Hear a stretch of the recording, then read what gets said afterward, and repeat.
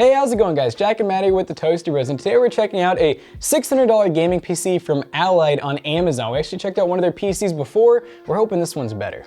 When we picked up that Allied gaming PC before, it wasn't really a gaming PC and it had a whole host of different issues, but we're hoping this one has some redeeming qualities because we picked it up on Amazon and hopefully it's good. But before we talk about this PC, let's hear a word from today's sponsor. Today's video is brought to you by Nebula and their Cosmos all-in-one home cinema projector with a 900 lumens image and HDR10 support, along with built-in HDR upscaling for older, less high-quality content. It also comes with built-in 360-degree speakers with Dolby Digital Plus, providing a cinema-like audio experience built right in. This projector also comes out of the box with Android TV 9.0, limiting the need for any other devices to watch content online, such as YouTube, Netflix, Hulu, and thousands of other apps that can be downloaded and used on this projector from the Android App Store. We absolutely love the Cosmos that we decided to upgrade our theater setup here at Toasty Bros HQ, and absolutely love the image this projector provides. If you're looking to create an awesome home theater setup, then definitely consider the Nebula Cosmos and all the other Nebula products by clicking the link down below. Special thanks again to Nebula for sponsoring today's video. Now let's get into the video, shall we? So you might see the title of this video saying it's a $600 PC. When we bought this thing, it was $600, but the listing that we had is gone now and they actually relisted it at $759. So we're gonna kind of judge this as a $759 PC, but also keep in mind we got it at $600, so maybe it'll go back to that price. I don't know, they might just be adjusting to the market right now like every other PC hardware manufacturer out there. So yeah, we'll just go ahead and open this thing up and see what's inside. Big knife's so hard sometimes. Big knife too big to cut proper. But this is the Stinger. Game is one. It's the Stinger. It stings. The main specs are a RX 560 with a Ryzen 5 1600, which is some older hardware, but I'm curious if it's the AF or not. Yeah, that I don't know. Because that'll actually, you know, if we have the AF, this is more like a 2600. Maybe they use either, like whatever they can find. But hey, Allied Gaming, one thing they do have going for them is pretty decent packaging. Like it actually looks nice. I think we got a mouse and keyboard here, maybe? Yeah, I think so. So yeah, like Matt said, this was $600 when we bought it. We'll show you guys some proof of that with the pudding, AKA the receipt. There's nothing in here actually, it just feels like a power cord. But yeah, it comes with a Wi-Fi adapter. They have their unbranded Wi-Fi adapter, it's always cool. An extra SATA cable and a power cord. And then I think it's the exact same thing we got before where it just says, thanks for purchasing. Oh look, you can get a 5% discount on your next order on our website, alliedgamingpc.com. Okay. So they actually have a website and they're on Amazon. That's something that we might be able to learn from. So let's go ahead and get out this nice box. It's small again. I remember before, that was like the main thing we first noticed was the case was like really small. We're like, oh goodness. What did we get? What did we get? But yeah, the first one we got, it was a pretty low-end PC, and we knew that going into it, but the main issue was it just like almost didn't work. Like, what happened? I kept having corrupted Windows. It was corrupted Windows, blue screens. When you try to install stuff, it would just shut down. We got a replacement, it did the same thing. It did the same thing. So that PC was like, you know, normally we're not ones to bash, and even though we're not really like bashing, because it was a really cheap PC anyways, but yeah, that one just, it didn't work. So we're hoping that this one actually, you know, plays games and everything, which I think it will. Based on the specs, it should. I got faith in them now. So let's go ahead. Faith? And I always got a nice little bag around that. I know, it really does. These guys know how to package, man. All right. I do remember these guys have like their own like custom cases and everything. So yeah, it is backwards. Attention, remove bubble packing and glass protection before use. Oh, nice. So I say that we go ahead and turn it on as is. Turn it on. He knew exactly what I was gonna say. You know what? One thing that's actually cool that they do here is they use that little port to their advantage and cover. What if that's really what they've been for this whole time and we never really realized that? You know, these guys got it figured out. But yeah, we have like a basic white PC case. Looks like it has an RGB strip here. I think I see a couple RGB fans.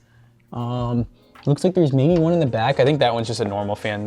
And there goes the thumb screw. One screw. I'm gonna pick that up before I forget it. But this case actually looks like a huge upgrade over that last one. Actually has a full power supply basement with their logo on it. They definitely do a good job at like having their branding on pretty much everything. I do see some ketchup and mustard on the power supply. Okay. I see an ADATA SSD, and I see that little 560 in there. So this way.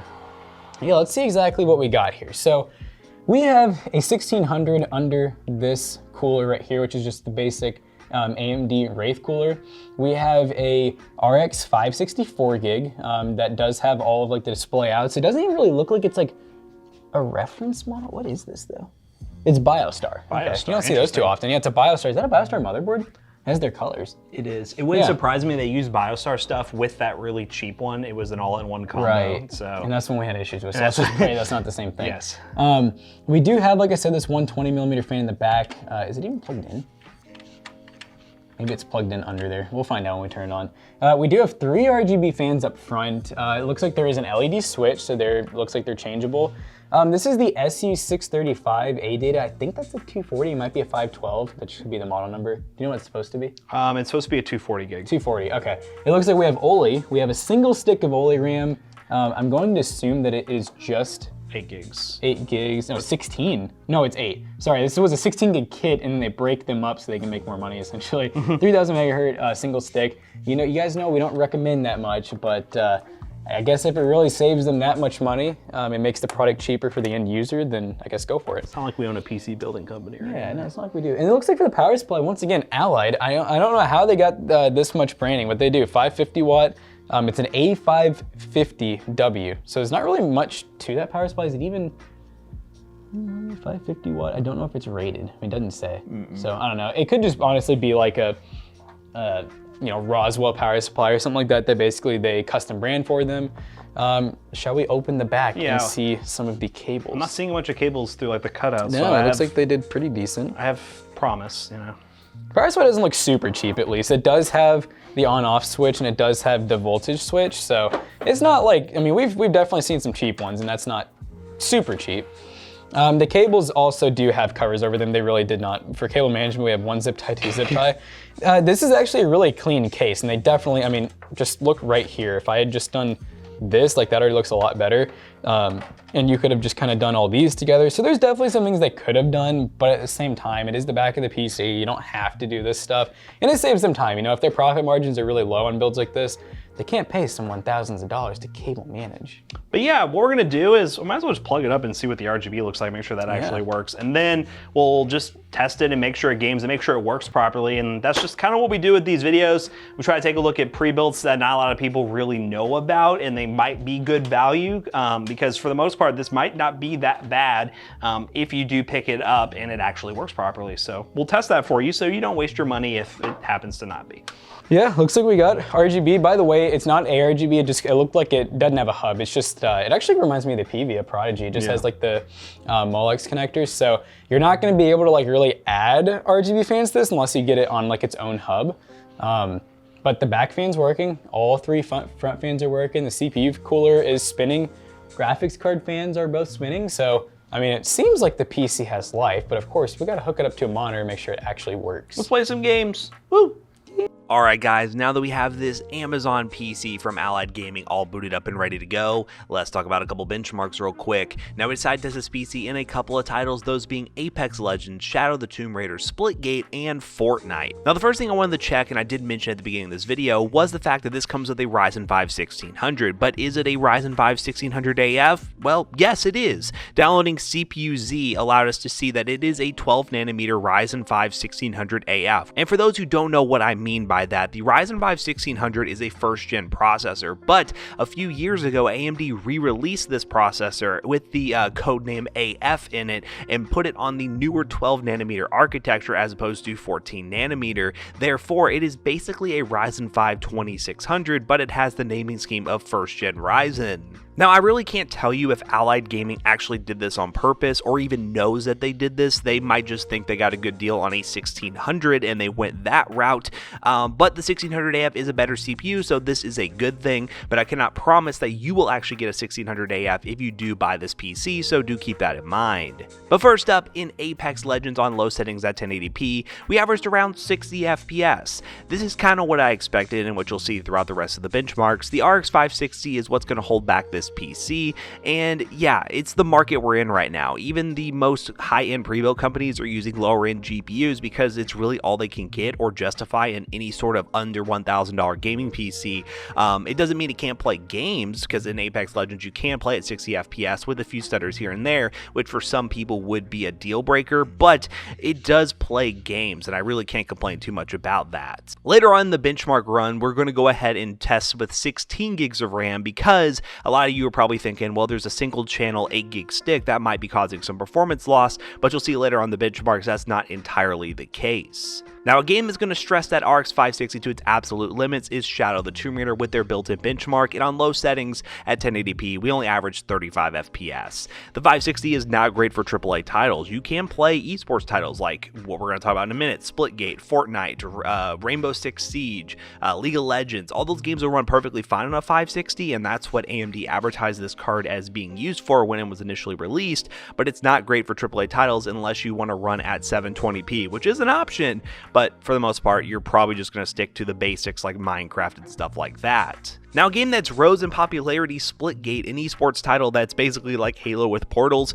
At 1080p max settings, we averaged 90 to 100 FPS, sometimes over 100 FPS, but really it was a very smooth experience. We are running on max settings, so you could lower the settings down to like medium-low if you want to get a constant like 144 FPS. This game looks pretty good and is pretty easy to run, so a 560 and this system in particular would be perfect for games like Splitgate without any problems whatsoever. Now in Fortnite on performance mode at 1080p, we average 100 plus FPS. Once again, another esports title that's going to work perfectly fine with this PC, and I'm really not complaining that much about it for that use case. And again, Fortnite, Splitgate, Rainbow Six Siege, Minecraft, all those esports titles are going to be perfectly fine at 1080p, no problem whatsoever with this computer. And for a computer that's around $700 to $800 right now, if you're using it for that use case, it's not that bad considering it's Amazon Prime shipping and the fact that you're getting it from a company that you can well get a return on if you have any problems. So for the most part, I think you're getting a decent deal here. It's definitely a big step up from the other PC we've taken a look at from Allied Gaming, but one thing I do not like is the 8 gigs of RAM, and I decided to upgrade it to 16 and just see if that would actually make a difference, and to my surprise, it really did nothing at all. In Apex Legends, we got 60 FPS again, no real change. We really see that the GPU is the main bottleneck in the system, so even going from single channel to dual channel 16 gigs, even if it was 8 gigs. I'm assuming with just 8 gig dual channel, you'll probably see a little bit more stability. You won't get like nearly as many stutters here and there running 2 sticks of memory, but even with the 16 gig upgrade, which is also running a dual channel, getting the best of both worlds, there's really no improvement whatsoever in Apex. In Fortnite, we saw some higher FPS numbers at the top, but really it was still dipping down to the same frame rate here and there. So sometimes we would hit 200 much more than we would with just the single 8 gig stick, but we're still dipping back down to 90 and 100. So for the most part, it's really not a big difference.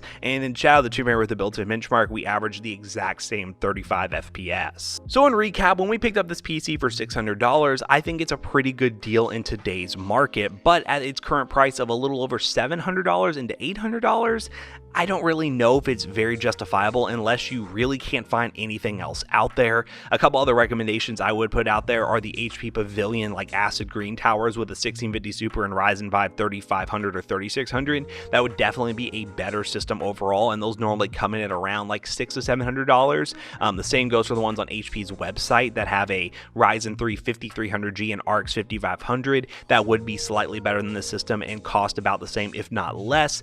So for the most part, there are some other options out there that make more sense, and I will leave links to those in the description down below. But in recap, this is a pretty decent PC for the money. It works out of the box. That's really what I was hoping, because Allied Gaming had a little bit of a miss with the last PC we took a look at. Even though that wasn't really a gaming PC, it still was blue screening constantly, which was kind of disappointing. But it's good to see that they actually have PCs that work really well. And yeah, that's about it. How about I bring Jackson back in here to wrap this video up real quick?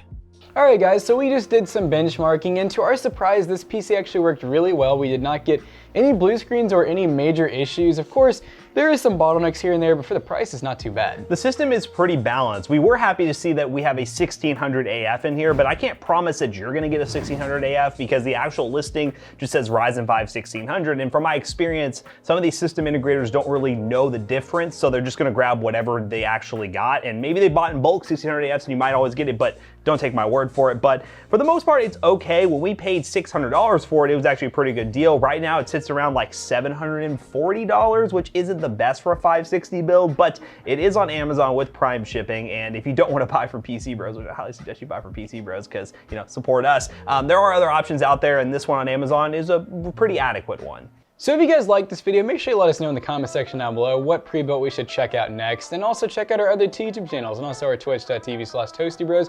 Do not forget to like, comment, and subscribe. And we'll see you guys in the next one. Goodbye. And speaking of PC Bros, we're probably just gonna throw this one on PC Bros just to basically get rid of it. If we make a video on it, more likely than not, it's gonna end up on PCBros.tech. The link in the description down below. Get some good deals on PC hardware. See you guys later. Goodbye.